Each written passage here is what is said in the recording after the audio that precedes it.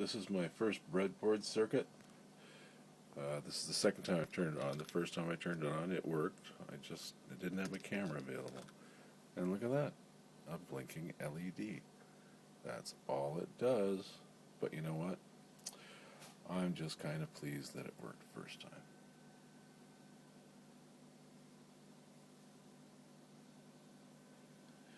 Pretty straightforward deal here. All it is this battery pack, 6 volts, 4 AA batteries,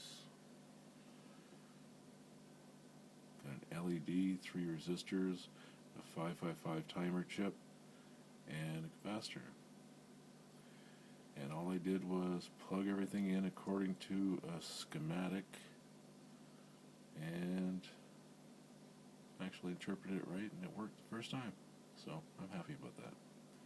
That's all.